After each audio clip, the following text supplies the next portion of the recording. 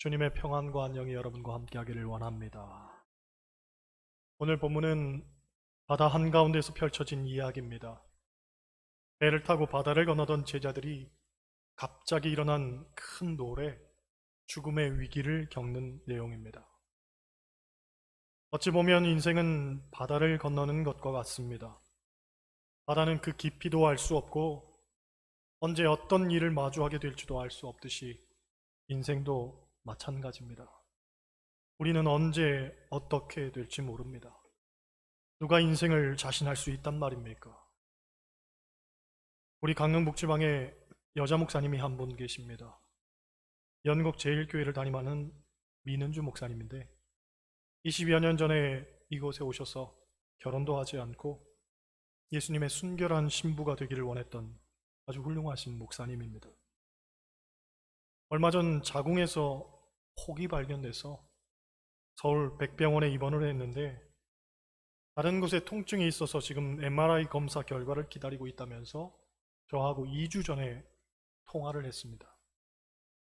얼마나 병원에 계실 것 같냐고 여쭸더니 한 일주일 정도 입원하고 내려갈 생각이라고 말씀하셨습니다. 그런데 검사 결과가 나왔는데 자궁암 말기에 암이 폐까지 전이돼서 병원에서는 손도 못 쓰고 내려와서 지금 사경을 헤매고 있습니다. 의사가 하는 말이 지금 숨 쉬고 있는 것만 해도 기적이라고 하는데 이게 불과 2주 상간에 벌어진 일입니다. 얼마나 황망하고 속이 상하던지 이게 인생이구나 하고 새삼 느끼는 거죠. 여러분 기도해 주시기를 바랍니다.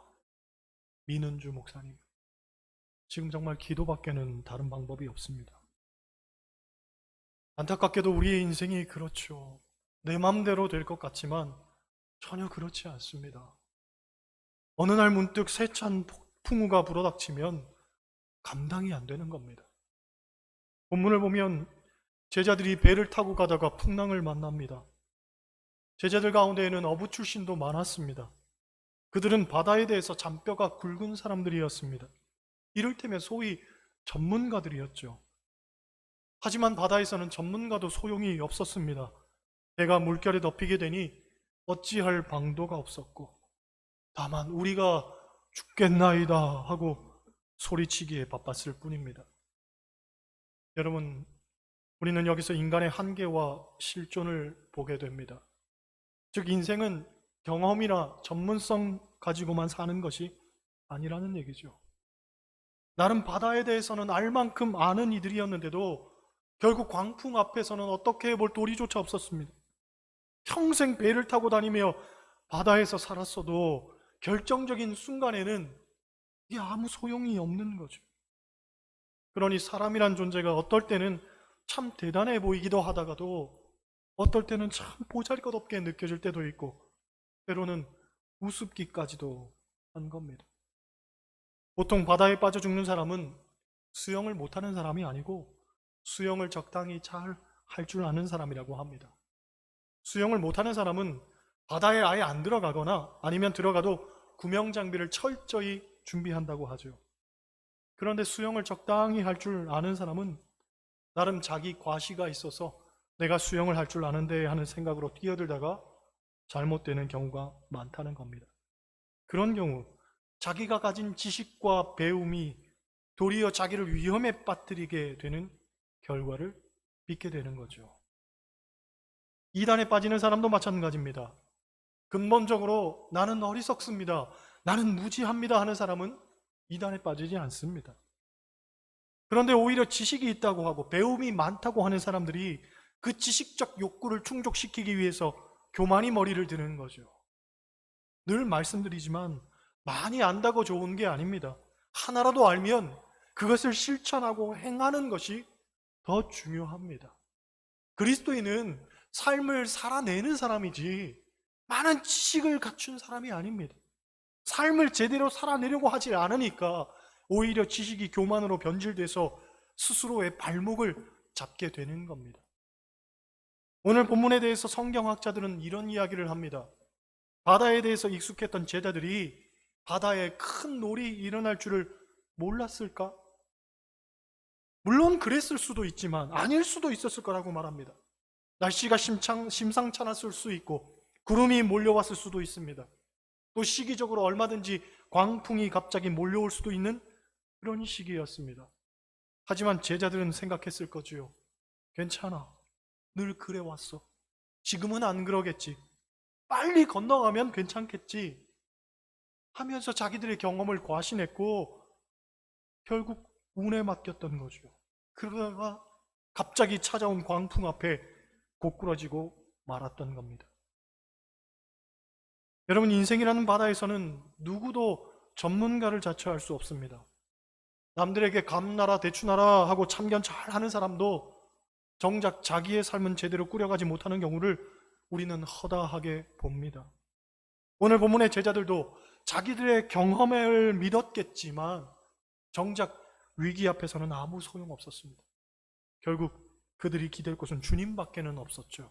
그래서 그들은 소리칩니다. 주여 구원하소서, 우리가 죽겠나이다. 여러분, 인생을 살면서 종국에는 깨닫게 되는 것이 사람은 기댈 만한 존재가 아니더라는 거예요. 우리가 기댈 분은 오직 주님밖에는 없습니다. 이것은 모든 사람들에게 공통된 일입니다. 다만 얼마나 이 사실을 빨리 깨닫느냐가 관건일 뿐이지 이 결론은 절대로 달라지지 않습니다. 그런데 오늘 본문이 우리에게 말하고 싶은 또 다른 교훈이 있습니다. 그것은 예수님이 함께 계신데도 풍랑은 일었다는 사실입니다. 어떤 분들은 예수만 믿으면 실패도 없고 질병도 없고 사고도 없을 거라고 생각합니다. 그래서 예수 믿는 사람이 고난을 당하면 믿는 사람은 믿는 사람대로 저 사람 믿음이 없어서 그래, 똑바로 안 믿어서 그래 라고 말을 하죠. 또 믿지 않는 사람은 믿지 않는 사람대로 예수 믿어봐야 별거 없어, 다 헛거야, 그런 말을 합니다. 하지만 우리가 분명히 알아야 하는 것은 제자들이 예수님과 멀리 떨어져 있었기 때문에 고난을 당한 것이 아닙니다. 분명히 예수님과 같이 있었습니다. 주님과 함께 했는데도 큰 파도가 일었고 주님과 함께 하면서도 고난을 당했다는 말이죠. 고난의 대표적 인물 하면 우리가 욥을 떠올립니다. 그런데 욥기 1편 1장 1절은 이렇게 시작합니다. 우스 땅에 욥이라 불리는 사람이 있었는데 그 사람은 온전하고 정직하여 하나님을 경외하여 악에서 떠난 자더라. 욥은 온전하고 정직하고 하나님을 경외하고 악에서 떠난 사람이었습니다. 그런데 알다시피 욥은 큰 고난을 당합니다. 여러분, 욥이 하나님을 떠났기 때문에 고난을 당했습니까? 아닙니다. 하나님을 잘 믿었는데도 고난을 당한 거죠. 그렇습니다. 우리가 주님을 잘 믿어도 때로는 인생의 풍랑을 만날 수 있습니다. 어려움을 겪을 수 있습니다. 다만 중요한 것은 그렇다면 왜 예수님과 함께 있는데도 풍랑을 만나게 되었는가 하는 사실이죠. 일반적으로 성경이 말하는 풍랑의 원인은 세 가지로 요약이 됩니다. 첫째로 풍랑은 하나님을 찾는 기회가 됩니다. 인간은 누구를 막론하고 편만하게 살고 잘 살게 되면 하나님을 모른다고 말할 가능성이 커집니다. 어린아이들도 편하게 놀 땐 부모를 찾지 않다가도 어딜 다치든지 어려운 일이 생기면 부모를 찾으며 집으로 돌아옵니다. 우리의 인간의 모습이 늘 그렇더라는 거죠. 아쉬울 때 하나님께 나오더라는 거예요. 예전 이상가족 찾기 프로그램에 나왔던 이야기들을 엮어서 만든 책 제목이 이 사람을 아시나요? 라는 것인데 그 책에 나오는 내용 중 하나입니다. 어떤 사람이 전쟁통에 부모와 헤어지고 어릴 때부터 산전수전 다 겪으며 부두 노동자로 살게 됩니다. 그러다가 허리를 다쳐 더 이상 일을 할 수 없게 됩니다. 젊을 때는 먹고 사느라 미처 생각을 못했는데 나이가 들고 몸이 다쳐 아무것도 할 수 없게 되니 비로소 전쟁 때 잃어버린 아버지를 찾게 됩니다.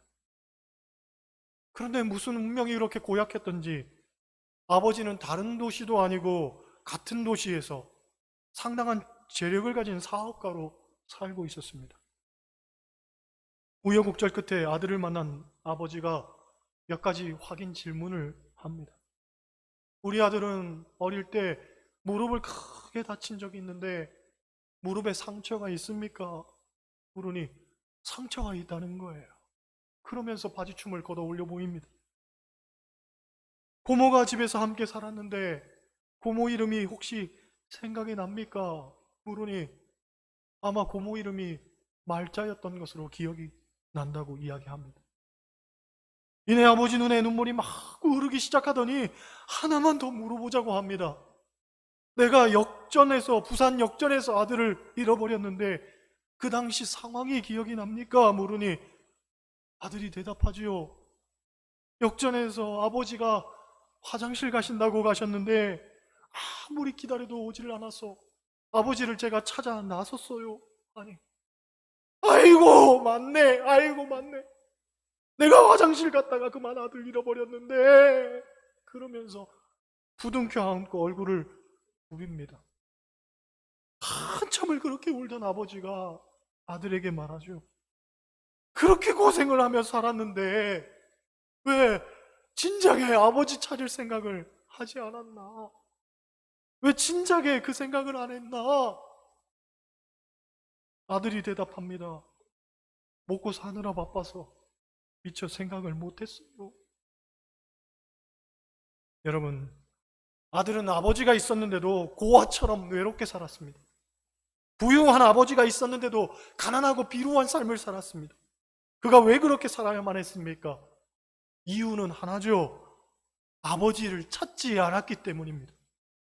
만약 그가 아버지를 찾았더라면, 진작에 아버지를 찾았더라면 아버지가 가진 모든 것을 누리며 행복하게 살았을 겁니다. 그렇잖아요. 그런 면에서 우리의 신앙도 마찬가지입니다. 우리 신앙생활에 있어서 가장 중요한 것은 기도죠. 기도란 무엇입니까? 기도란 하나님을 찾는 겁니다. 기도란 하나님의 것을 우리가 누리는 겁니다. 성경은 말하기를 너희가 악한 자라도 좋은 것으로 자식에게 줄 줄 알거든 하물며 하늘에 계신 너희 아버지께서 구하는 자에게 좋은 것으로 주시지 않겠느냐 하고 묻습니다. 그렇습니다. 우리가 하나님을 찾으면 하나님은 가장 좋은 것으로 우리를 만족해 하시는 줄 믿습니다. 우리는 하나님의 모든 것을 누릴 수 있는 상속자로서 자녀들이 되는 거죠.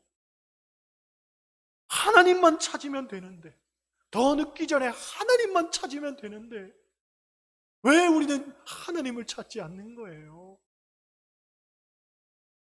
많은 사람들이 이야기할 겁니다. 먹고 사느라 바빠서. 먹고 사느라 바빠서. 아니에요. 더 늦기 전에 하나님을 찾아야 될 줄로 믿습니다. 할렐루야. 둘째로 풍랑은 하나님이 주시는 연단이 됩니다. 욥기를 보면 욥의 유명한 고백이 있습니다. 나의 가는 길을 그가 아시나니 그가 나를 단련하신 후에는 내가 정금같이 나오리라. 물론 이 정금에 대한 인식도 사람마다 사뭇 다를 수 있지만 별세 신학을 주장하신 고 이중표 목사님이란 분이 있습니다. 이분이 죽어도 행복합니다 라는 책을 썼는데 죽음을 앞두고 하나님으로부터 큰 은혜와 감동을 받아 쓴 책입니다. 그 책을 보면 이런 내용이 나오죠. 병 고치고 예수님을 떠나는 것보다 예수님 안에서 죽는 것이 차라리 낫다. 만약 병을 못 고쳐도 예수님을 닮아간다면 그는 행복한 사람이다. 그러나 예수님과 상관없이 그저 오래만 살았다면 그 사람은 불행한 사람이다. 오 주여, 병을 통해 당신을 배우게 하소서. 내 몸에서 당신만이 존귀 여김 받기를 원하나이다. 이 고백을 보면서 성경이 말하는 정금은 예수님 닮은 사람이다 라는 생각이 들었습니다. 어떤 모욕과 핍박에도 굴하지 않고 묵묵히 십자가 지셨던 그 모습이 우리 그리스도인들이 추구해야 하는 진정한 정금의 삶이 아닐까 생각합니다. 많은 경우 사람의 인격은 그가 받았던 고통의 무게와 비례하는 것을 봅니다. 그것을 생각할 때에 우리 그리스도인들이 진정으로 십자가 지는 삶을 살기 위해서는 수없는 풍랑도 겪어봐야 하는 거죠. 그래야 정금도 되고 십자가도 달게 지는 겁니다. 이 과정이 없다면 주님의 참 제자가 되는 것은 정말 쉽지 않다고 생각합니다. 인생에 쓴 경험 없이 어떻게 성숙을 이룰 수 있겠습니까? 그러므로 풍랑은 우리를 성숙으로 이끄는 연단의 도구가 되는 줄 믿습니다. 셋째로, 풍랑은 우리로 하여금 회개에 이르게 합니다. 오늘 본문을 보면 예수님은 풍랑을 통해 제자들의 믿음을 꾸짖으십니다. 어찌하여 무서워하느냐? 믿음이 작은 자들아. 믿음이 작은 자들아. 제자들은 이 사건을 통해서 그들의 믿음을 점검해 보았을 것이고, 그러면서 내가 얼마나 믿음이 없었던 사람인지를 비로소 깨달았을 겁니다. 마찬가지로 우리도 편만하고 무탈할 때에는 우리의 믿음의 수준을 잘 깨닫지를 못합니다. 하지만 풍랑이 찾아오면 비로소 나라는 존재에게 믿음을 객관적으로 들여다보게 되고, 내가 얼마나 믿음이 없는 사람이었던가, 내가 결국 이 정도 믿음밖에는 안 됐었구나 하고 냉철하게 자기 자신을 들여다보면서 회개하게 되는 거죠. 주변을 보면 믿음에 있어서 스스로 과대평가하는 사람들이 많습니다. 그 사람들이 주로 하는 일은 다른 사람들의 믿음을 보면서 비교하는 일이죠. 즉, 저 장로님은 왜 저렇게 살까? 왜 저 권사님은 헌금 생활 똑바로 못할까? 왜 저 집사님은 저렇게 행동할까? 하면서 스스로 굉장히 의로운 사람인 양 행동합니다. 그런데 그분들도 풍랑을 만나게 되면 비로소 자신의 실체를 깨닫는 거죠. 내가 얼마나 믿음 없는 사람인지 전에는 몰랐는데 비로소 내가 깨닫게 되는구나. 내가 얼마나 보잘것없이 초라하게 지쳐 쓰러지는지 스스로 그 삶을 보면서 순간 화들짝 놀라는 거죠. 그런 겁니다. 남 평가할 것 하나 없습니다. 늘 하나님 앞에서 나 스스로의 믿음을 점검하고 나 자신이 하나님 앞에 바로 서 있으려고 노력해야 되는 거죠. 할렐루야. 오늘 본문에서 우리가 발견해야 되는 중요한 사실은 뜻밖에도 풍랑 중에도 주님은 나와 함께 하신다는 것입니다. 말씀을 보면 제자들이 풍랑 속에서 허우적대고 있을 때 주님도 그 배를 같이 타고 계셨습니다. 바꿔 말하면 내가 당하는 고난을 주님도 당하셨다는 거죠. 사실 고난당할 때 우리를 가장 힘들고 고통스럽게 하는 것은 혼자라는 사실입니다. 고독하다는 것, 외롭다는 것, 어디 기댈 데가 없다는 것, 이게 사실은 고난보다 더 힘든 거죠. 그래도 누군가 내 곁에 있어서 위로가 되고 격려가 된다면 우리는 고난 중에서도 희망을 발견할 수 있을 겁니다. 그런데 제자들이 풍랑을 만났을 때 오늘 말씀 보면 그들은 혼자가 아니었습니다. 그들 옆에는 주님이 있었습니다. 비록 그들의 외침은 고통과 절망의 소리였지만, 그래서 주여 구원하소서 우리가 죽겠나이다 하고 소리쳤지만 그 소리를 들어주시는 주님이 있었다는 거죠. 주님. 이게 더 중요한 거예요. 여러분, 주님께서 우리와 함께 하시는 줄 믿습니다. 어떤 절망과 외로움의 상황 속에서도 절대로 주님은 우리를 놓지 않으시는 줄 믿습니다. 그리고 오늘 본문이 가장 우리에게 말하고 싶은 교훈은 주님이 함께 하시면 문제는 해결된다는 거죠. 여러분, 바람과 물결의 문제는 내가 어떻게 한다고 해서 해결되는 것 아닙니다. 이건 내 영역 아닙니다. 오로지 주님 영역입니다. 우리가 전전긍긍한다고 해결될 문제가 아닙니다. 사람의 중지를 모은다고 이게 해결될 게 아닙니다. 주님께 맡겨야 됩니다. 주님이 하시면 되는 겁니다. 이가 어떤 사람이기에 바람과 바다도 순종하는가? 주님께 맡겨서 이런 기적과 이런 역사를 우리는 체험하며 살아야 될 것 아니겠습니까? 유명한 일화가 있습니다. 스크리븐이라는 분이 있습니다. 이분이 영국에서 대학을 졸업하고 캐나다에서 교사가 됩니다. 아름다운 여인과 행복한 미래를 꿈꾸면서 결혼을 약속합니다. 그런데 결혼식에 오던 약혼녀가 탄 배가 침몰하면서 그만 약혼녀는 죽어버립니다. 그 사건으로 이분이 큰 충격을 받아 학교를 사직하고 식음을 전폐한 채 한동안 누워만 지냅니다. 솔직히 그도 하나님을 믿어왔지만 기도를 하려고 해도 불평과 원망밖에는 나오지를 않더라는 거죠. 어느 날이었습니다. 그날도 그렇게 하나님께 하소연했습니다. 하나님, 도대체 왜 나에게 이런 고통을 주십니까? 왜 나를 이런 깊은 절망의 구렁텅이에 빠뜨리십니까? 나를 이 상실감에서 벗어나게 해주십시오. 나를 이 아픔에서 건져주십시오. 눈물로 기도하며 간절히 하나님께 부르짖던 가운데 문득 하나님의 음성이 들려왔습니다. 사랑하는 아들아, 너는 내가 사랑하는 약혼녀를 잃었지만 나는 하나밖에 없는 독생자 아들을 십자가에서 잃었단다. 바로 너를 위해서 말이다. 바로 너를 위해서, 너를 사랑하기 때문에, 너를 사랑하기 때문에, 바로 너를 위해서, 너를 사랑하기 때문에. 그 말을 듣는 순간 이분의 마음속에 있던 모든 응어리와 한이 일순간 녹아내리는 것을 느꼈다고 합니다. 그리고 하나님의 마음과 사랑을 다시금 깨닫고 시를 한 편 지었는데, 그것이 찬송가 369장 죄짐 맡은 우리 구주입니다. 찬송가 가사는 이렇습니다. 죄짐 맡은 우리 구주, 어찌 좋은 친구인지, 걱정 근심 무거운 짐 우리 주께 맡기세. 주께 고함 없는 고로 복을 받지 못하네. 사람들이 어찌하여 아랠 줄을 모를까. 시험 걱정 모든 괴로움 없는 사람 누군가. 부질없이 낙심 말고 기도드려 아뢰세. 이런 진실하신 친구 찾아볼 수 있을까? 우리 약함 아시오니 어찌 아니 아랠까? 근심 걱정 무거운 짐 아니 진짜 누군가. 피난처는 우리 예수 주께 기도드리세. 세상 친구 너를 멸시하고 너를 조롱하여도 예수 품에 안기어서 참된 위로받겠네.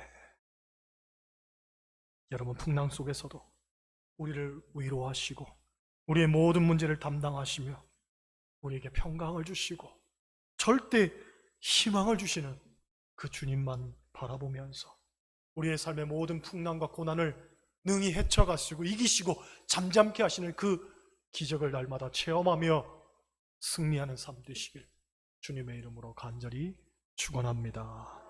기도하시겠습니다.